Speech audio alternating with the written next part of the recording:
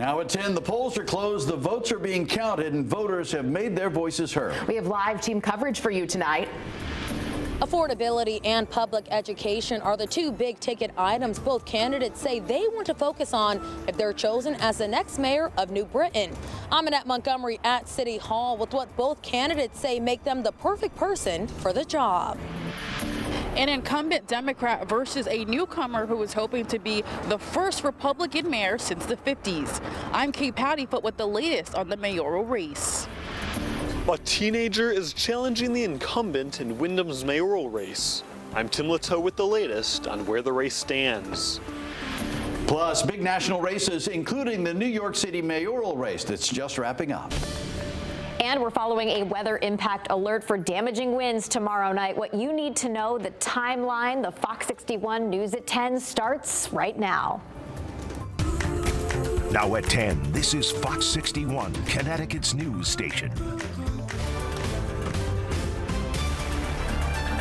Well, thanks for joining us for this special edition of the Fox 61 News at 10. I'm Brent Hartman. And I'm Sarah Sanchez. We've been following several races around the state of Connecticut all night long, and we have live team coverage tonight with Fox 61's Kate Pattyfoot, Tim Latow, and Annette Montgomery. And that's where we begin tonight. State Representative Bobby Sanchez is declaring victory in New Britain.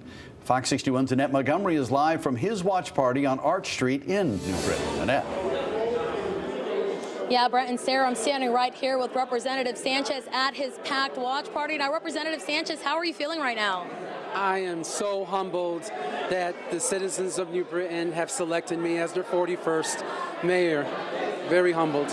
And I know when I caught up with you last week, you said affordability, public education, those were two of the main things that you wanted to focus on, with the number one really being that project on Allen Street. Can we kind of talk about that?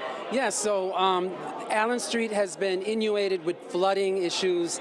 Close to 50 homes in that area have had issues for the past 30 years.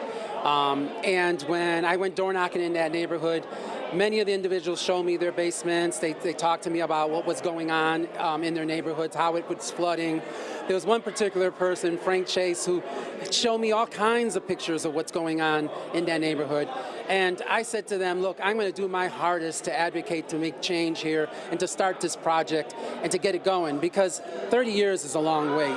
And they have spent thousands and thousands of dollars remediating that flooding issue in their homes. So it's about time that the city of New Britain rolled up the sleeves and started that project. And I know you said that's one of the first things you would do as mayor. So what else can people in New Britain expect now? Well, I'm going to be having meetings, of course, with the superintendent of schools and with the local board of education. We're going to talk about what I've been hearing from parents throughout the city, where they feel that the city's educational system is not up to par, where they think. I had a couple of parents tell me my kids don't go to school here in New Britain. I want to bring those kids back. I want everyone to be proud that their child is graduating. And I'm not saying that New Britain doesn't have, some really success stories. My son graduated from New Britain High School, and he's done great. And I'm sure there's a lot of success stories out there. But you still have parents that are concerned. And I want to talk about that with the local Board of Ed and find out what kind of solutions we can come up with. Is it funding? I'm sure it is, because the city has flat funded education for so long. But at the same time, what other solutions so that we can bring up those test scores in math and science? Are there policies that need to be changed at the state level? I mean, if there are, let's talk about it, because guess what? I'm the guy. I've been up there for 14.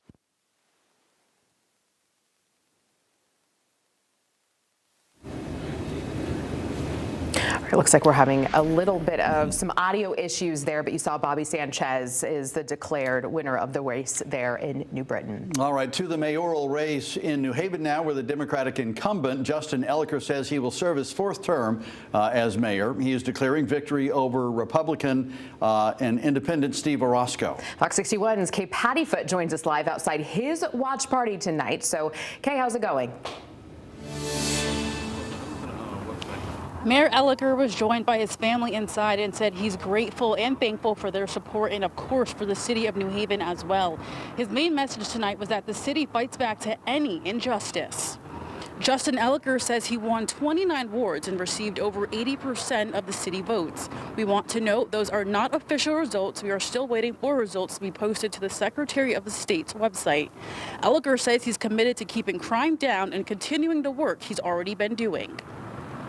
We're going to continue to work on confronting the housing crisis and making sure in particular that we have more affordable housing in our city. New Haven is building faster than any city in the state.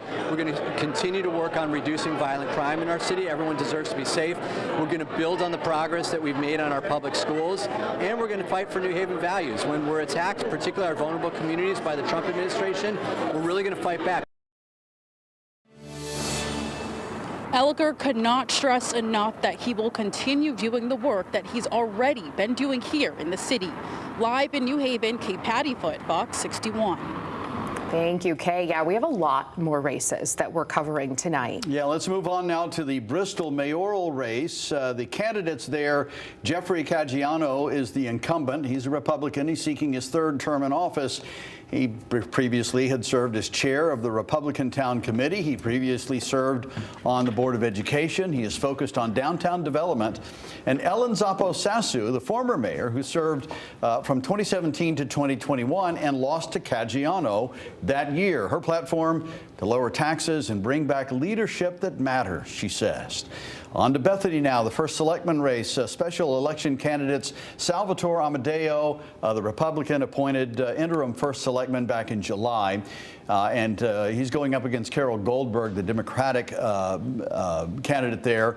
And the former first selectman, Paula Cofrancesco, resigned amid controversy surrounding her handling of sexual abuse allegations against a former Parks and Rec employee. It's why this special election is taking place. Now to Oxford, we have a couple of candidates here. George Temple is the Republican incumbent seeking his 8th term in office. He beat GOP-endorsed candidate Jeffrey Luff in the primary this year.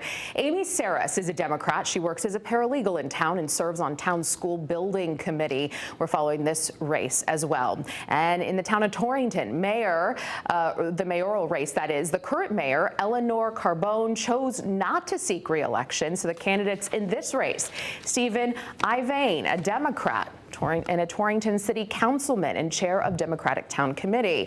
And his top concerns, he says, the local economy. He wants to lower the mill rate and taxes and vows to support arts and culture. Meanwhile, his opponent, Molly Spino, a Republican, a Torrington City Councilwoman, and a Marine Corps vet. Her priorities: strengthen the economy, invest in infrastructure and roads, and support public safety. And to the race now for mayor of Hamden. Adam Sindroff, the Democrat, has declared victory tonight, but again, he's declared he has not officially been called the winner yet. We're waiting on that now. The other candidates, Republican Jonathan Katz, Patricia Wiener Saavedra was the Green Party candidate, and Jamaica Jeffries is the petitioning Democratic candidate. And this will be the first time the mayor there will be elected to a 4-year term instead of a 2-year term. Another big race we're following in Windham. A 19-year-old has made a strong bid to become mayor, but her opponent is declaring victory right now. Fox 61's Tim Latow is live at the town hall with the very latest on this race. Tim, what are they saying? Yeah, that's right, Sarah and Brent. The Republican challenger, 19-year-old Haley DeSaulnier, entered the race hoping to topple the Democratic incumbent Tom DeVivo, but DeVivo is declaring victory once again. Now, DeVivo has been mayor for the last 5 years and now says he's been elected to his 3rd term. The previous 2 elections, DeVivo beat DeSaulnier's father, Michael. Last year, he had 63% of the vote, and from what he gathered, he expects a similar margin in this year's election. DeVivo hopes to focus on bringing Windham back to a more affordable level and growing the local economy in his next 2-year term. Both DeVivo and DeSaulnier have a mutual respect for one another and believe that each has the town's best interests at heart, despite having different viewpoints. DeSaulnier has been involved with politics for much of her life and has helped her father and other Republican Party members with their bids for office. It's that commitment to politics and to people that DeVivo admires about his opponent in the midst of his victory. I've worked really hard, and I want to thank my opponent for challenging me.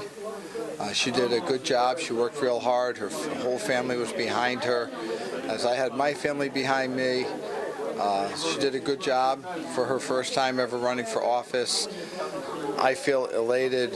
I'm just looking forward to going back to work tomorrow. And the registrar's office tells me that they are still counting ballots, and it will still be sometime tonight before the race is official. Live in Wyndham, Tim Lateau, Fox 61. Tim, thank you. Of course, we are keeping an eye on a number of key races all across the country. In New York City tonight, Democrat Zohran Mamdani is set to become the city's first Muslim mayor, as well as its youngest mayor in generations. The 34-year-old defeated former Governor Andrew Cuomo in the Democratic primary for this race. Cuomo then ran for mayor as an independent. The Republican candidate in the race is Curtis Sliwa. Mamdani is a self-described socialist. He rose to prominence after a landslide primary win that energized the party's progressive wing. In New Jersey tonight, Democratic Congresswoman Mikey Sherrill is set to become the next governor. She defeated Republican Jack Ciattarelli, who was endorsed by President Donald Trump. Sherrill is a four-term Congresswoman and former Navy helicopter pilot. She'll be New Jersey's second female governor. This is the third straight governor's race that went in a Democrat's favor. For Ciattarelli, this is his second straight loss. He came within a few points of beating Governor Phil Murphy 4 years ago.